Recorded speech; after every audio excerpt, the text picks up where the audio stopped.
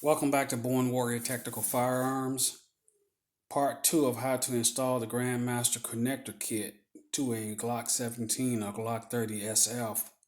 What we're going to be installing on this Glock 30SF is the connector, the return spring, and the power plunger spring.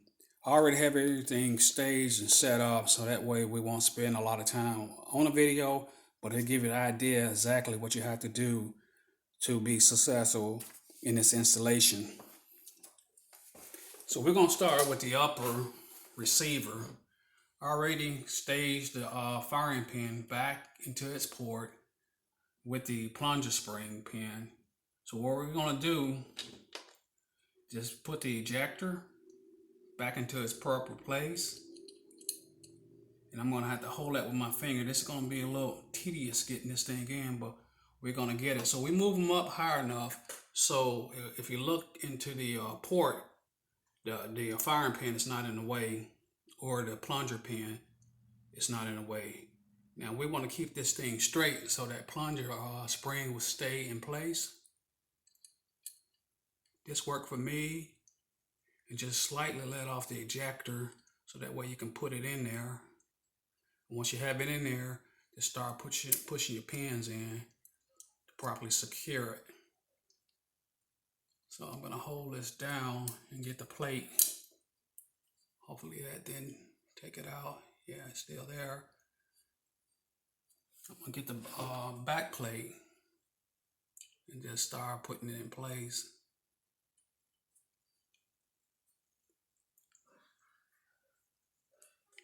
Push it down enough and get it started by holding it right there. Push it down to get it clear enough. And you got the other plunger pin spring that holds the plunger in place. So it all had to clear that black back plate. And first one is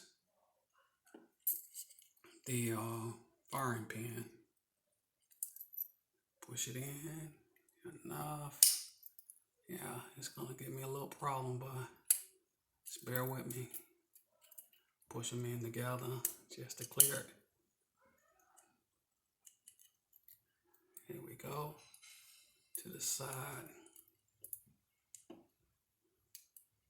Just enough tension to rock it back and forth.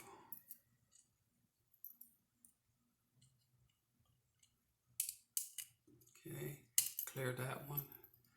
The second pin, you're going to do the same thing. Push it enough that it's below the surface of the back plate. Use something a little more sturdy. And just rock it. Seat. Pins in place. Traveled up enough so the ejector is in place. I'm just going to check that ejector by lightly pulling it back. And it does have tension on it.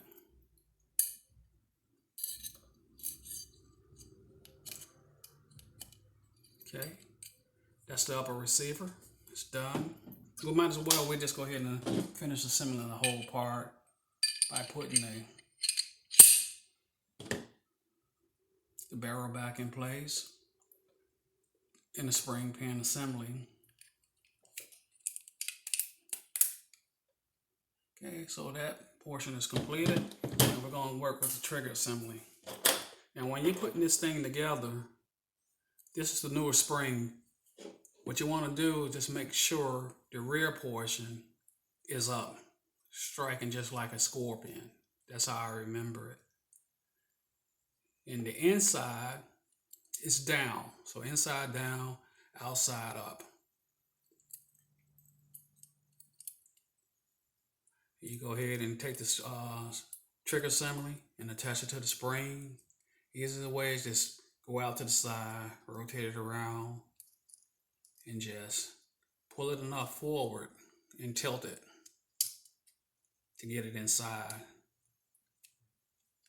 That's how that goes. We already pre-installed the connector, which is the same thing. You just push it in, taking it out, just pull it out the way. So trigger assembly is installed. And we just put it back in its appropriate place. holding on to those springs so they won't move when you put it in the boot.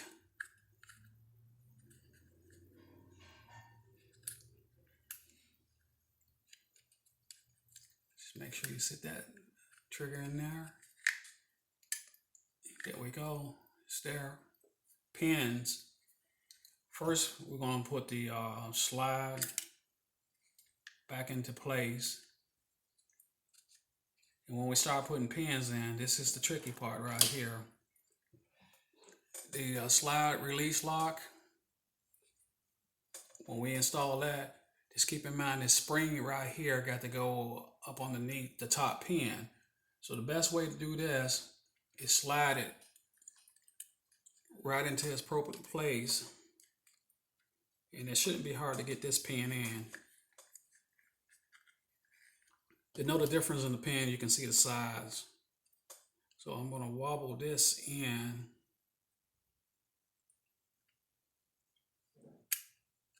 Enough. I'm not going to put it all the way through because I want to go ahead and grab that spring on the assembly and pull it back enough so I can start the other pin on that side.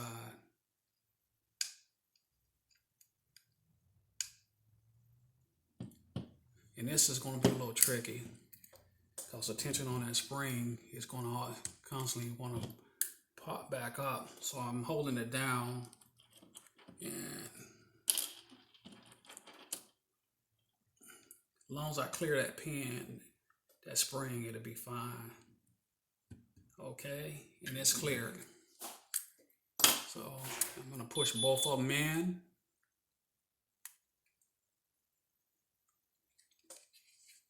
And wiggle the trigger just enough to get in there. You probably have to raise the magazine latch lock to get that in place. There you go, it's working in now.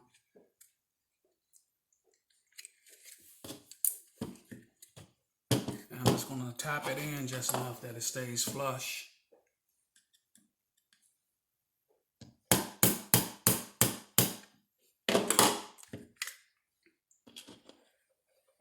And remember the rear pin for the trigger assembly. The same thing, just wobble it in. It's your preference how you want to put that pin in, but just ensure that you put enough pressure on the trigger assembly, the rear trigger assembly, to get that thing in. There we go.